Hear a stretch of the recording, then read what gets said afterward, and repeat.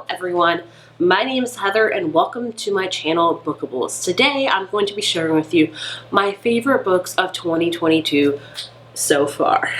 So we're over halfway through the year. I meant to do this video last month, but time.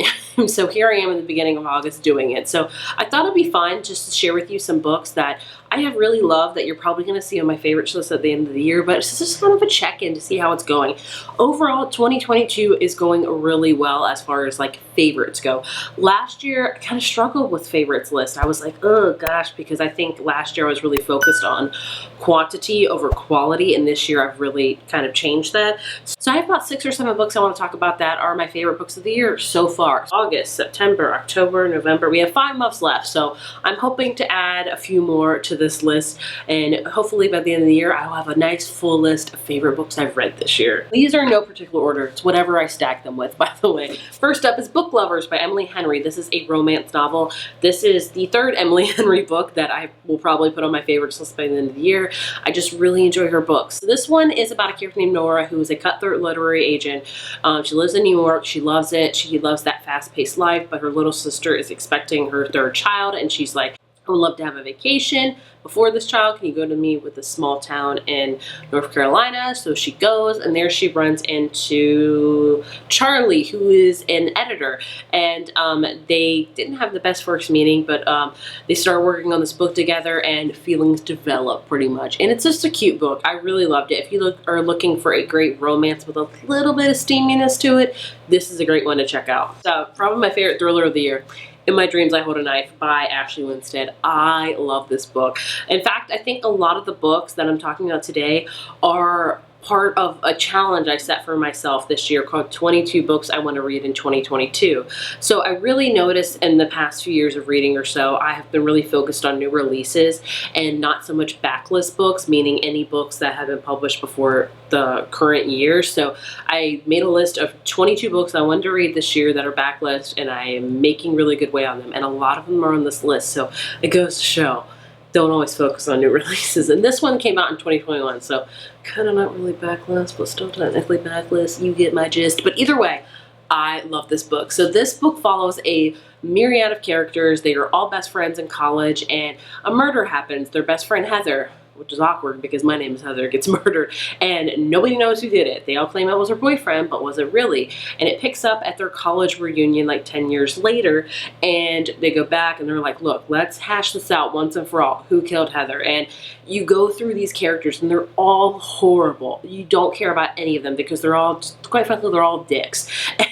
But this goes to show you the author did such a good job of writing about it. I was so entranced. I was so intrigued. The ending was amazing.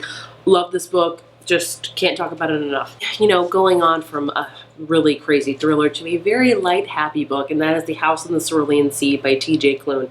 Everybody has read this book, and I finally have, and it's so amazing. It's like an adult fantasy, but not really. It's about this magical orphanage that has magical youth in it, and a caseworker comes to check on them, and he falls in love with the owner, and he falls in love with the children because they're amazing. It features the son of the devil, Lucy, in this book. It features like a 100-year-old gnome. It also features a wyvern, a literal sunshine in a book. If you want a book that's just going to pick you up from a dark place, this book is perfect for you. I am so happy I finally read it. Next up, you know, going back to the really intense thrillers, is Jar of Hearts by Jennifer Hiller. I read this one on a whim, and it's a really twisty one. It's about a girl that, you know, falls in love with a serial killer, but she doesn't really know he's a serial killer. She is in high school with him. A murder happens, basically. He gets sent to jail, and it picks up years later where he's maybe escaped jail, and more murders are happening. So she's like, what is going on? And it is dark, it's twisty, it's messed up. Again, the characters are so just horrible, but I think it depends on all the way the author writes them. So I love this one. Like, this year has been a really good year for me thrillers wise, so I'm so happy to have 2 thrillers on this list. It makes me really happy. Then we have one that I'm like, this is probably gonna be my number one, and I'm still feeling that way, and that is The Inheritance of Rakita Davina by Zordida Cordova. This is another backlist book that I read, and this one I was kind of interested in. I was like, maybe I'll check it out. Then my library actually had an e-copy, and I fell in love with this book. Was not expecting to.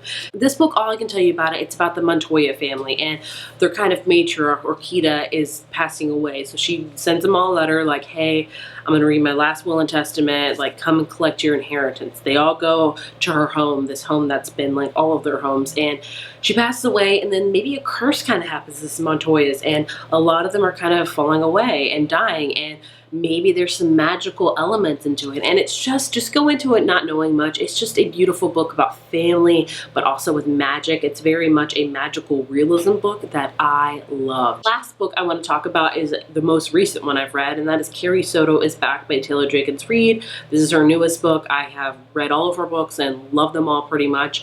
Not her last book, but man, she really surprised me with Carrie Soto is Back, because I was really apprehensive about this one. I was like, oh, I don't know. I didn't really love Carrie Soto in Malibu Rising, but she just knocked it out of the park with this one. In this book, we follow a character named Carrie Soto, who's a professional tennis player, and she was the best of the best in the 80s and 90s, and she retired, and now she's 37, and another tennis player is about to take all of her titles away, and she's like, I'm not okay with that. So she decides to come out of retirement to defend her titles, and it is an amazing book all about tennis, about her relationship with her father, and just about her overcoming her need to be number one constantly. I really enjoyed this book. Like I should never have doubted Taylor Jenkins Reid. She's one of my favorite authors for a reason. So those are just a few. I don't want to tell you any more. There's a couple more that I could add onto this list, but what would be the mystery at the end of the year when I release my list if I gave you all of them, gave all of my secrets? I don't know why they're secrets. You can go on my Goodreads to clearly tell which ones I've loved. But either way, I wanted to just talk about my favorites of the favorites of 2022 so far. Like I said, we have 5 more months, so I'm hoping to add a lot more in there. I think when we all read a book, we're all hoping and like crossing our fingers it'll be a 5 out of 5, but more oftentimes than not, it's not a 5-star. But here's to hoping that I'll get a good amount of them for the rest of the year so I can add more to my favorites list. I would love to know what books are already going to be on your 2022 favorites list. Please leave them down below. Do we have some similar ones? Do we have different ones? I would love to hear. As always, thank you so much for watching, and I will see you in my next video. Bye.